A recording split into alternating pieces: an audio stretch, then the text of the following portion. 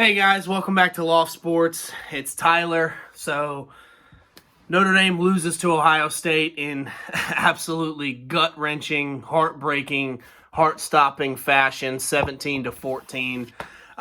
Just a quick recap. First of all, congratulations to Ohio State.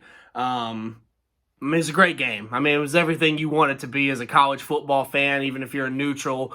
I'm sure a lot of people watch this game if their team wasn't involved in the game at the same time. It was everything you want it to be. It came down to literally the final play. It's a game of inches. His knee hits a half a second sooner. We win that game. Now, just real quick, Notre Dame had their chances to win this game. I was proud of the team. Down 10-0 in the second half. Offense got in rhythm. Hartman hit some throws. We march down. We score a touchdown. Defense gets a stop. We march down. We take the lead. Defense got a great stop on that 4th and 1. I was really puzzled by the call to run a jet sweep there. I think Ohio State fans were thinking that had they lost that game, that call would have been the deciding factor, and they'd be the ones complaining that was such a terrible call, and their coaches were soft, and blah, blah, blah. But at the end of the day, Notre Dame got 2 first downs. I said at the end, once we stopped them on 4th down, I said we need 2 stops. We need 2 first downs, excuse me. I said we need 2 first downs. Well, lo and behold, we get 2 first downs on the first 2 plays. And then on the first down play, we run a weird play. Hartman takes a 5-yard loss. And then we try to run a screen. I thought it was a great call. Their guy just made a great play. Hartman didn't put enough air under the ball. Now it's 3rd and long. They get to call timeout. They come down the field. We had multiple opportunities. DJ Brown drops a pick. It wasn't an easy catch, but it was right there for the taking.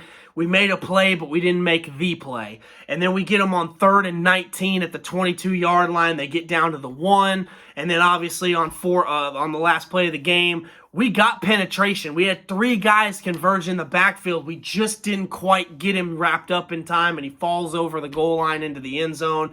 I thought it was kind of sus that they put a second back on the clock there. I wonder how many people that had Notre Dame +3 were pissed that the game didn't end on that touchdown. In my opinion, it should have. It should have been 16-14. I don't know why they put a second on the clock and made Ohio State kick the PAT and kick off. I thought that was terrible. The game should have been over on that play. Let's just be real. But ultimately, I'm heartbroken. This was a huge opportunity for Notre Dame to announce its presence in the college football playoff discussion and beat a team that is one of the top teams in college football. Right now, Alabama doesn't look very good, but obviously they've dominated the sport for the last decade and a half.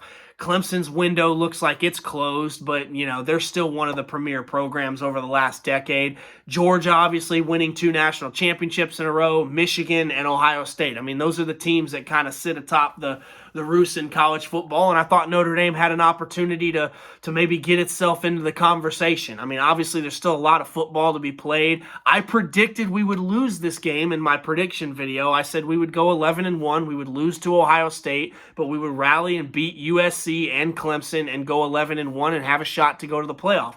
That's still very much alive. Clemson is very much beatable, although they played much better today against Florida State. We do have a tough game at Duke next week on the road at night. Duke has looked very good. They're a lot better than we thought they would be. But, ultimately, this one sucks. Notre Dame had a chance. If we could have ran the clock out at the end, if we could have made the stop on 3rd and 19, if we could have stopped them on the last play of the game, coulda, shoulda, woulda. There were 2 areas in this game where I knew Ohio State was significantly better than Notre Dame. Wide receiver, obviously, with Marvin Harrison Jr., and their receiving core in total is just better than pretty much anybody else in the country's. And their defensive line. I thought the offensive line played great, especially in the second half. We controlled the game. We started ripping off runs. We basically ran it every play on those 2 touchdown drives for the most part. Hartman didn't play bad, but he didn't play great. He did make a few critical throws. He almost got that first down in the first half where he got pushed out of bounds a half yard short on the opening drive. I thought the defense played really well. Now, we didn't get a very good pass rush, and that was a factor on the final drive. McCord was able to have a pocket and throw in a clean pocket. We had to blitz to get pressure, and a lot of times we blitzed and didn't get there. Their receivers were running quick slants, and they were beating our guys. But I thought Ben Morrison played a great game. He kept Marvin Harrison about as in check as you can keep a wide receiver. I mean, that guy's a first-round wide receiver. He's going to be doing a lot of things in the NFL next season if he gets on a good enough team. So I thought Ben Morrison held him in check about as good as you can. And Cam Hart did his job. I thought the defensive backs played well. I thought Bertrand made some plays, in running past situations. I'm proud of the way Notre Dame played. I mean, it's much more satisfying. It's never satisfying to lose, but at least we lost on the last play of the game. Ohio State fans are going to beat their chest and they're going to brag about it, but at the end of the day, we made them earn it, and that's all you can really ask as a fan. Now, yes, we could have won the game. If this happens, if X, Y, Z happens, we win that game. But at the end of the day, Notre Dame is in their second year under Marcus Freeman. And yes, we won't have Sam Hartman next year, but if we can continue this momentum of recruiting with the playoff expanding to 12 teams next year, the narrative of college football is going to change. Right now, you basically have to win all of your games or most of them. You have to go 11-1 or 12-0 to have a realistic shot at the playoff. You're just not getting in otherwise. Next year, there's going to be a little bit of breathing room. A 10-2 Notre Dame team is probably going to get into the playoffs most years than not. Certainly an 11-1 Notre Dame team. So next year, and I don't want to get too off the rails and talk about next year, but next year the landscape of the sport is going to change entirely. But Notre Dame is still very much alive. We still kind of, in a way, control our own destiny, although not really. We're going to need some help now. We're going to need the ACC champion is going to have 2 losses. We're going to need the Big 12 champion to have 2 losses, which Texas looks pretty good, so that might not be happening. I think the Big 10 has a real shot of getting 2 teams in the playoff now with Ohio State, Penn State, and Michigan all in the mix. Obviously, the Pac-12 has a couple of really good teams. Utah impressive win today without Cam Rising. Obviously, Oregon picked apart Colorado. USC's playing right now. Not exactly dominating Arizona State, but I think they'll pull away in the second half. So, I mean, listen, I could sit on here for 30 minutes and cry about this or cry about that. It is deflating. It is another big game Notre Dame comes up short in, but at least it was a hell of a game. The atmosphere was great. We didn't sell all our tickets to Ohio State fans. Yeah, there were a lot of them there, but it wasn't as bad as Georgia a couple years ago or Nebraska all those years back. I mean, what do you want me to say? Congratulations, Ohio State. You guys made the plays that mattered most. I thought we played great. I thought, we should earn some respect out of this, but ultimately we didn't win the game. And that's what you played. As Herm Edwards once said, you play to win the game. And at this point, I think the most realistic goal Notre Dame fans can settle for is a New Year's Six Bowl.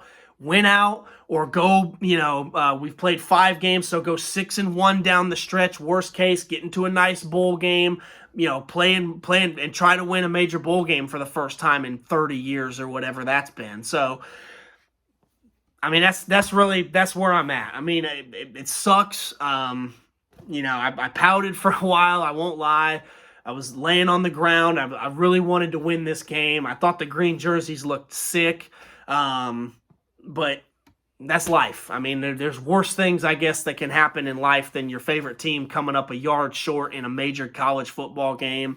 It feels like Notre Dame fans are on this end again. Ohio State's won a couple national championships in my lifetime. They obviously just won one about 10 years ago. They were in the playoff a couple years ago, went in the national championship game a couple years ago. It would be nice if Notre Dame could be a little more consistent with that. But at the end of the day, I can't control any of that. I can just root for Notre Dame and love them when they lose and love them when they win. And hopefully we can go out and get a win at Duke next week, a good Duke team. And, we got some tough games coming up. We got at Duke, at Louisville's undefeated. So, that's all we can do is pick up the pieces of our heart and glue it back together the way we do every year and try to go out and beat Duke next week and see what happens. Maybe this team, this will bring this team together. There's a belief that we can play with a team like this. We didn't know if we could. This is a new team. This is not the same team that went to Ohio State last year and put up a fight.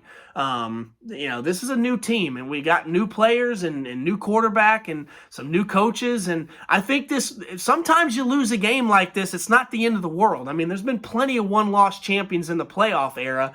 It certainly doesn't help. I mean, we have to win out. There's no question to even have a chance, and we may not even get in. I mean, Clemson's lost 2 games now, so that game really doesn't help our strength of schedule. USC's going to have to win the Pac-12 or look really good going the rest of the way to help us out, and that's assuming we beat them. So at the end of the day, I'm proud of the effort. I thought Coach Freeman and them did a great job making adjustments. I mean, aside from the final drive, and one play where we missed a tackle. The tackling was pretty bad, but we missed a tackle on a big run. I thought our defense played their ass off. We held them in check for most of the night. We didn't give up any home run plays.